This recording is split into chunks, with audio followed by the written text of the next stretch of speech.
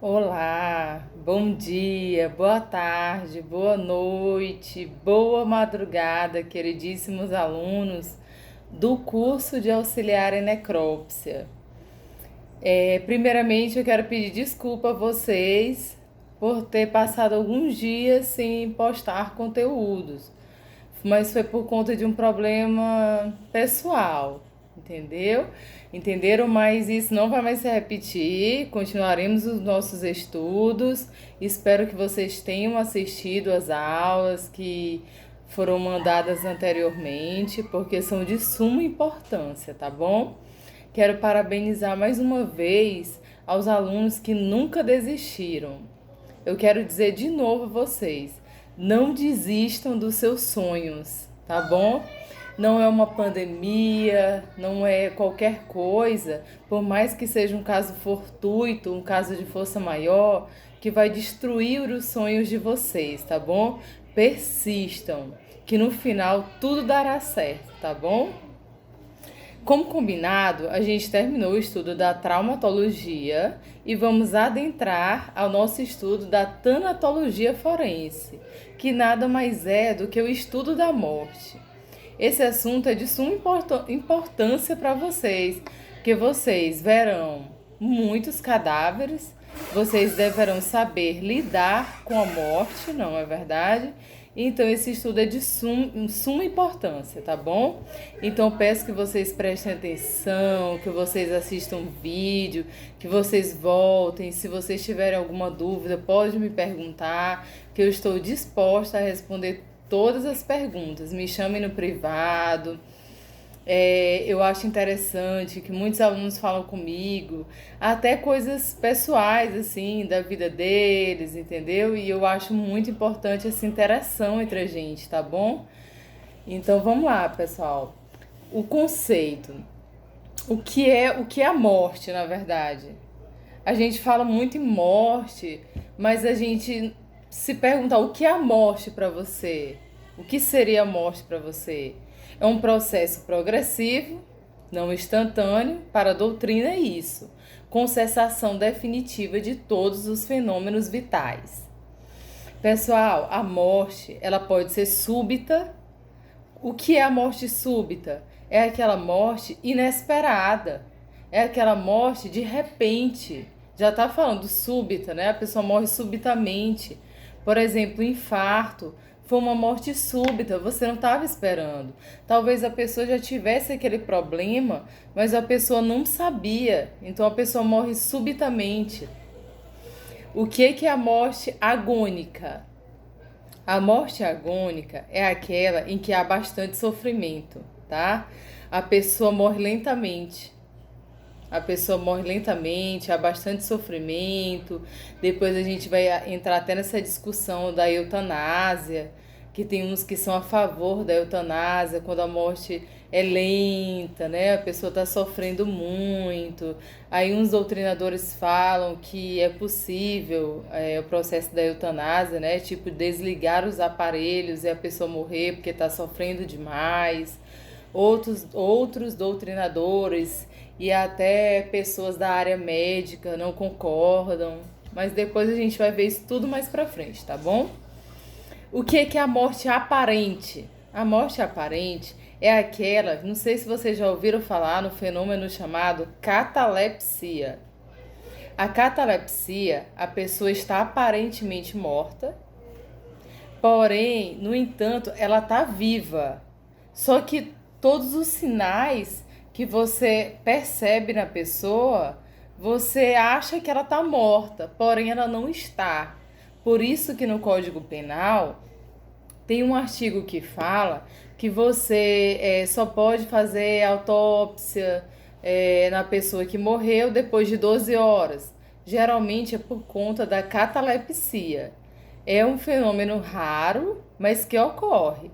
A pessoa acha que a fulano tá morto e, no entanto, não tá. Tá com aparência de morto, mas não está, tá bom? Por isso que chama de morte aparente, tá? Existe a morte relativa. O que é morte relativa? É aquela na qual a pessoa sofre um acidente grave e tem uma parada cardiorrespiratória. porém só é uma parada cardiorrespiratória, mas depois a pessoa volta em si. Então a morte é relativa. E o que é morte real? Real é a morte mesmo, em que cessou a vida da pessoa. Houve realmente a morte. A morte natural. O que é a morte natural, pessoal? A morte natural é quando a pessoa morre de causas de doenças, morre por alguma patologia, né? Que ela já tenha, ou que surgiu de repente uma patologia na pessoa e a pessoa morre naturalmente, tá bom? A forma mais fácil de entender é que a pessoa morre de doença, morreu naturalmente, tá? O que é a morte suspeita? A suspeita é quando você não sabe se ela morreu de causa natural ou foi de morte violenta. Quando você não sabe se foi de morte natural ou foi de morte violenta, você chama de morte suspeita. Toda morte suspeita tem que ir ao Instituto Médico Legal, tá bom? Porque lá o médico legista, o auxiliar em necrópsia, irão analisar se a morte foi natural ou a morte foi violenta, tá bom? Tem umas técnicas que vocês aprenderão para saber se a morte foi natural ou foi morte violenta, tá? O que é morte violenta? A morte violenta, obrigatoriamente, ela tem que passar pelo IML. A morte violenta é quando é por acidente, quando é por homicídio ou quando é um suicídio. Aqui, por exemplo, quando estávamos nas aulas práticas, a gente viu esses 3 tipos de morte: morte por acidente, morte por homicídio e morte por suicídio, infelizmente. Mas a gente tem que aprender, né, a lidar com isso. Não deixar o nosso emocional, de lado, né? E aprender a lidar com aquilo. A gente tem que aprender a lidar com a morte, né? Então, a morte violenta é essa, não esqueçam, é quando é homicídio, suicídio ou um acidente, tá bom? E obrigatoriamente tem que ir ao IML. A morte natural precisa ir ao IML? Não. Não, a pessoa às vezes ou morreu em casa, ou morreu no hospital, aí lá o médico dá um atestado, né, que a pessoa morreu daquela doença, e a pessoa e depois algum parente vai, leva aquele atestado que o médico deu lá e leva ao cartório para registrar o atestado de óbito, tá bom? Mas a morte suspeita e a morte violenta necessariamente tem que ir ao IML, tá bom? O que é a tanatognose? Tanatognose é um termo que ele quer dizer conhecimento da morte, tá, pessoal? De acordo com a resolução do Conselho Federal de Medicina, a morte, quando há morte encefálica. Antigamente, muito se falou, houve a parada cardíaca, então a pessoa morreu. Mas hoje não. Hoje não. A pessoa só é considerada morte quando há a morte encefálica, tá? E o que é, as funções do cérebro? Tem o cerebelo, vocês vão ver no que eu vou mandar para vocês, os slides, vocês verão tudo isso. Tem o bulbo raquidiano, tem o tálamo, tem o hipotálamo, tudo no nosso cérebro, não é verdade? Atualmente não se fala mais, aí diziam assim, houve morte cerebral, a pessoa morreu, houve morte cerebral, cessou a vida. Não é assim. A morte tem que ser encefálica para ser considerada morte, tá? De acordo com o Conselho Federal de Medicina. A afirmação, no sentido de que no termo de declaração de morte encefálica, deve ser arquivado no próprio prontuário do paciente. Deve também constar a identificação da causa, do coma, do exame neurológico, das assinaturas dos profissionais que procederam ao exame clínico, dos exames complementares e das observações que indicam as recomendações para práticas de diversos exames e testes. Tudo isso que eu falei agora vai estar no slide de vocês, tá bom? Nem se preocupe.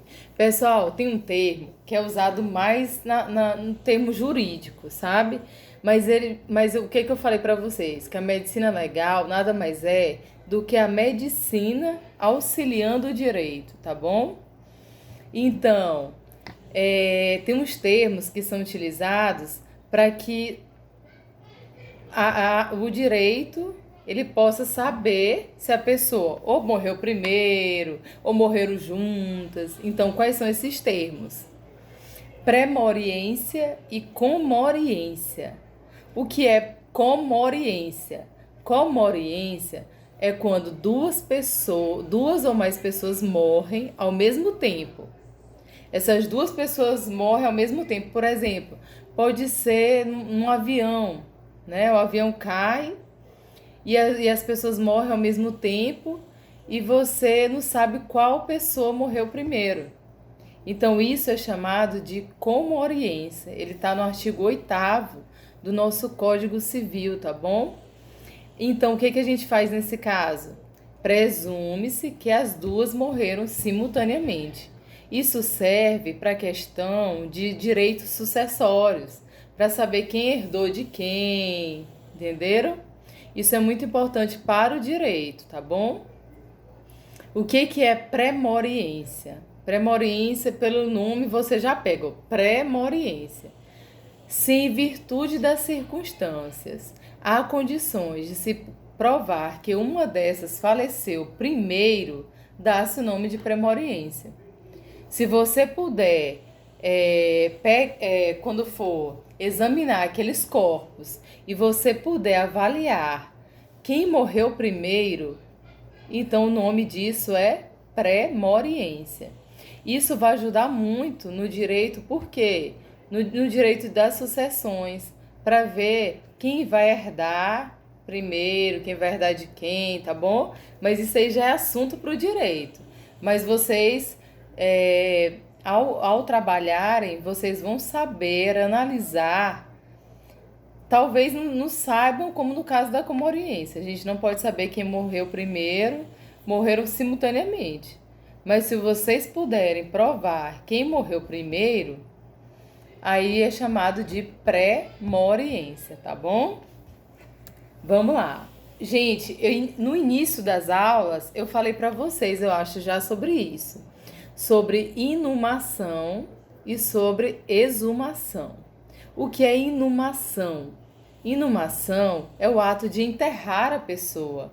Vocês não vão me chamar de enterrar fulano, vai inumar, porque vocês já serão futuros auxiliares em necrópsia.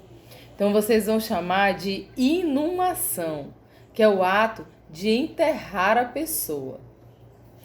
Geralmente, de acordo com a doutrina fala que há necessidade de cautela para o tempo do sepultamento, que não deve ocorrer antes de 24 horas, nem depois de 36 horas. Por isso, hoje em dia, por conta dessa pandemia aí, isso daí já relativizou, né?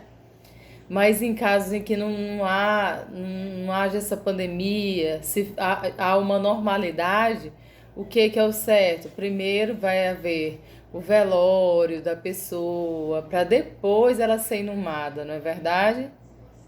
Então a doutrina considera que não deve ocorrer a inumação antes de 24 horas, tá? Nem depois de 36 horas. A não ser por motivos especiais, como no caso que nós estamos vivenciando nesse momento atual, que é o momento de uma pandemia em que a pessoa tem que ser inumada imediatamente, né? Como temos visto, várias pessoas, infelizmente, falecendo e os familiares não podendo nem se despedir, né? Por quê? Porque envolve doença contagiosa, tá? Então, nesses casos, tem que ser enterrada a pessoa inumada imediatamente, tá bom? Em todos os casos, em qualquer tipo de inumação, nenhuma inumação pode ser feita sem a certidão de óbito, tá bom? Tem que primeiro ter a certidão de óbito, depois a pessoa vai ser inumada, tá? Inumação com necrópsia. É obrigatória nos casos de morte violenta. Isso daí eu já falei para vocês. Morte violenta tem que ir ao IML, tá? Então, Genival Veloso de França, que é um autor que eu gosto muito, ele ressalta que somente com a permissão dos representantes legais é capaz de autorizar o médico a realizar uma necrópsia em um paciente que tenha falecido por morte natural. Porque vocês podem até chegar a ver, tipo, a pessoa morreu de morte natural. Por que ela está aqui no IML se ela morreu de morte natural? É porque às vezes a família pede que haja, às vezes a família desconfia, por exemplo, um exemplo aqui cabuloso. A esposa fala que o marido morreu de infarto, quando na verdade a esposa envenenou o marido. Então a família do marido vai lá e fala, não, eu tô com dúvidas se meu parente morreu realmente de infarto ou se ele morreu envenenado. Então eu vou pedir ao Instituto Médico Legal que faça a necrópsia, tá? Então só excepcionalmente vocês farão uma necrópsia em caso de morte natural, tá? O que é imersão? Imersão é um método antigo, muito antigo mesmo, que era utilizado principalmente pelos marinheiros. Antigamente, eles jogavam o corpo no mar, a pessoa falecia e eles jogavam o corpo no mar. Então, isso chama-se de imersão, que hoje nem existe mais, existia mais nas épocas antigas, tá? O que é cremação? Cremação, todos nós já ouvimos falar nesse termo, né? É o mais higiênico do ponto de vista sanitário. Ele consiste em transformar o cadáver em cinzas. Todo mundo acho que já ouviu falar na cremação, né? Em grandes fornos especiais, com temperaturas que beiram a 1000 graus Celsius. Do ponto de vista médico-legal, a cremação não permite que haja posterior exumação. Lógico, né? Assim não é permitido nos casos de morte violenta. Aí, gente, eu vou ler aqui um artigo que é 163 do Código de Processo Penal, que ele é muito importante, tá? Porque às vezes, na prova, se vocês pretenderem futuramente fazer uma prova, pode cair a letra da lei, tá? Então, o artigo 163 do CPP, ele diz: em caso de exumação para exame cadavérico, a autoridade providenciará para que em dia e hora previamente marcado se realize a diligência, do qual se lavrará o auto circunstanciado. Eu não sei se eu já falei para vocês nas primeiras aulas que a exumação, no ato da exumação, se for uma exumação judicial, autorizada pelo juiz, para ver se a pessoa realmente morreu disso ou daquilo, se for judicial, o auxiliar em necrópsia, ele tem que estar presente, obrigatoriamente. Tem que ter um auxiliar em necrópsia, tá? Sem um auxiliar em necrópsia, não pode ser feita a exumação judicial. Se for só exumação administrativa, pode ser feita pelo coveiro, né? E não é necessária a presença do auxiliar em necrópsia. Mas nesse caso aqui da exumação judicial, precisa, tá? Outro artigo que eu vou ler, que é o parágrafo único do artigo 163, ele diz: o administrador de cemitério público ou particular deverá indicar o lugar da sepultura, sob pena de desobediência. Ou seja, no caso lá chegam as autoridades, o delegado, chega o médico legista, chega o auxiliar em necrópsia. o administrador do cemitério, ele tem que indicar o local da sepultura. Se ele não indicar o local em que aquela pessoa for sepultada, ele será penalizado pelo crime de desobediência, tá?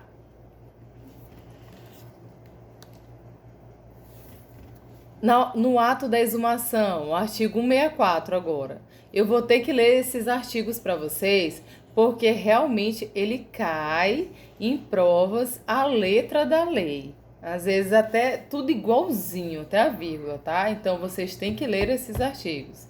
Eu vou falar aqui, mas vocês leem os slides depois. Os cadáveres, o artigo 164 do CPP. Os cadáveres serão sempre fotografados na posição em que forem encontrados. Na hora lá, o médico legista vai fotografar, o auxiliar em necrópsia, vai estar lá o delegado, entendeu? Então serão fotografados. No artigo 165, para representar as lesões encontradas no cadáver, os peritos, quando possível, juntarão ao laudo do exame provas fotográficas, esquemas ou desenhos devidamente rubricados, tá bom? Aí depois leia o artigo 166 também, tá? Do Código Penal. Vocês podem achar na internet. Deixa eu ver mais o que muito importante para vocês. Gente, aí aqui tem umas fotografias de pessoas mortas. Vocês verão que eu vou mandar os slides, tá? De pessoas mortas, de uma pessoa morta com a rachadura bem na cabeça, na qual, na hora que você vê, aí não precisa nem esperar o tempo para enterrar, porque aí não há dúvidas que a pessoa realmente já está morta, tá bom? Não tem nem dúvidas. Então pode até enterrar até antes, tá bom? Não precisa esperar aquele tempo que o Código Penal determina. Quais existem os fenômenos abióticos imediatos, tá bom? Que nós percebemos na morte. Quais são os fenômenos abióticos imediatos, no qual você vê imediatamente quando a pessoa morre? Inconsciência, lógico. A pessoa, quando está morta, ela não tem consciência de nada. Insensibilidade, você pega na pessoa, ela não sente nada. Imobilidade, a pessoa não se mexe. Abolição do tônus muscular, face hipocrática, máscara da morte, porque o músculo ele fica relaxado, até o músculo da face, entenderam? Relaxamento dos esfíncteres. O que são os esfíncteres? São os músculos que servem para segurar algum conteúdo dentro de alguma víscera. Por isso que é normal. As pessoas ficam preocupadas. Meu Deus, o cadáver, ao relaxamento dos esfíncteres, o cadáver começa a defecar, começa a soltar gases, começa a fazer xixi. Aí a pessoa pensa, meu Deus, fulano está vivo. Não é. Aquilo ali é porque há o relaxamento dos esfíncteres, tá bom? Inexcitabilidade elétrica. Se você fizer estímulos elétricos na pessoa, ela não vai sentir. Cessação da respiração. Antigamente as pessoas colocavam o espelho no nariz para ver se embaçasse o espelho, a pessoa estava respirando. Se não embaçasse é porque a pessoa estava morta. A cessação da circulação, a cessação da atividade cerebral. Esses são os fenômenos abióticos imediatos, que você vê já imediatamente quando a pessoa morreu, tá bom? Aqui vai ter uma foto também que vocês vão ver, que é um defunto, que houve o relaxamento dos esfíncteres e ele simplesmente evacuou, entendeu? Ele evacuou, alguns fazem xixi, alguns soltam gases, tá bom? Alguns até arrotam. Então, quando vocês forem realizar uma necrópsia em alguém, vocês têm que estar com a máscara, jamais façam sem máscara e bem protegidos com aquela melhor máscara que existe. Por quê? Porque ele pode até arrotar, entendeu? E aquilo ali é prejudicial para você que está fazendo a necrópsia daquele cadáver, tá? Gente, aí existem os fenômenos abióticos tardios, que são os consecutivos, que vêm depois daqueles que eu acabei de falar, tá bom? Quais são? A desidratação. A desidratação, à medida que o cadáver morreu, ele vai perdendo líquido. Ele vai perdendo líquido. Logicamente, a gente mesmo, quando não está tomando água o tempo todo, a gente não desidrata. Imagina um cadáver. Ele vai desidratando. Os olhos, eles ficam com uma fina camada constituída, parece poeira. Vocês verão aqui nos slides, e fica tipo com detritos na córnea. Mas isso não é poeira, nada mais é do que a desidratação do cadáver. Essa tela no início, ela pode ser removida com soro. Lá na funerária, eles fazem todo esse procedimento. Eles removem com soro, reidratando o local, tá bom? Porque o olho ocorre a opacificação da córnea. Ele dá um aspecto de olhar fosco, tá bom? Qual outro fenômeno também que ocorre? É o resfriamento cadavérico. Decorem esse nome. O resfriamento cadavérico, ele pode vir em uma prova chamada também de algor mortis. Algor mortis, tá bom? Ele começa logo após a morte. A tendência é do cadáver se equilibrar a temperatura com a do ambiente à sua volta, tá? Geralmente, as pessoas que vão fazer o exame, eles fazem geralmente no reto, com uma profundidade de 10 centímetros, mais ou menos. E o aparelho utilizado para ver se o cadáver está bem resfriado, né? E fazer esse teste aí do reto do cadáver, o nome do aparelho é chamado necrômetro, tá bom? Necrômetro. Aí vocês vão ver nos slides que eu vou mandar umas fotos em que o olhar fica bem opaco, né? E o outro fica parecendo que tem poeira. Isso aí, quando você vê, você já percebe que o cadáver está desidratando, tá? Isso nada mais é do que a desidratação, tá? Que é um dos fenômenos que vêm consecutivos, tá? E existem também os livores cadavéricos, que é o mesmo que livores hipostáticos. Aqui a gente viu muito isso na prática e vocês também verão, tá? São formados dentro dos vasos sanguíneos pela ação da gravidade. O sangue, ele tende a descer, não está mais circulando, né? Então o sangue tende a descer para as partes mais baixas do corpo. Se estiver em decúbito dorsal, que é assim, o sangue vai para baixo do corpo. Após 12 horas, os livores não se movimentam mais.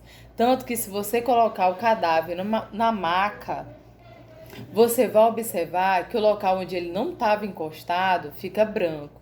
Os outros, onde ele estava encostado, fica arroxeado, tá bom? Por isso são chamados de livores cadavéricos. Ficam arroxeados. Vocês verão isso quando vocês tiverem a aula prática de vocês, tá bom? Existe também a rigidez cadavérica. Lá, quando há o resfriamento do cadáver, é algor mortis, né? Como eu falei para vocês. Aqui, no caso da rigidez cadavérica, é rigor mortis. Aqui o corpo vai ficar rígido, duro, não é verdade? Essa rigidez, ela ocorre do sentido céfalo-caudal ou crânio-podálico. É a lei de Nister-Sammer-Lacher, tá bom? Nada mais é do que essa lei de Nister-Sammer-Lacher. Ele vai endurecendo da cabeça até os pés. E da mesma forma, ele desaparece da mesma ordem, da cabeça para os pés. Vocês vão observar fotos de cadáver que tá praticamente igual uma pedra, entendeu? Essa é a fase da rigidez cadavérica, tá? Ela começa em torno de 8 horas, mais ou menos, após a morte, tá? O corpo fica completamente rígido e desaparece com 24 horas após a morte. 24 horas após, acabou a rigidez, o corpo já fica mole novamente, tá bom? E aí dá-se o início da putrefação, tá? Após as 24 horas. Só uma atenção. Livores carminados, esses livores que eu falei para vocês, que anteriormente, eles são arroxeados, tá? Só que às vezes você pode observar num cadáver livores carminados, que é com a cor de cereja. Quando esses livores são carminados, você vai perceber que a morte se deu por inalação de monóxido de carbono, tá? Porque há a formação de carboxiemoglobina, que dá tonalidade carminada ao sangue, tá? Então, quando vocês perceberem, esses livores eles não estão arroxeados, eles estão carminados. A pessoa inalou monóxido de carbono e por conta disso ela faleceu, tá? Pessoal, espero que vocês tenham gostado da aula de hoje, tá? Nós daremos continuidade ao nosso assunto. Creio que na próxima aula a gente já termina esse assunto de tanatologia forense. Aí eu já mando os slides para vocês, mando o questionário e eu espero, sinceramente, que vocês respondam. Tem muita gente que não está respondendo o questionário, esse questionário é importante, vale nota, tá? E eu espero que vocês respondam. E mais uma vez eu quero parabenizar vocês por não desistirem do curso, por serem firmes e fortes, continuem assim. Tem uns que trabalham, às vezes trabalham até o dia inteiro, chegam em casa, assistem aula de madrugada, respondem as questões no final de semana, mas tá valendo. Isso daí vocês serão recompensados futuramente, tá bom? Eu nunca vi ninguém no mundo se arrepender de ter estudado, tá bom? Você pode se arrepender de tudo na vida, mas nunca de ter estudado, tá? Então fiquem com Deus, um abraço, forte abraço em todos vocês.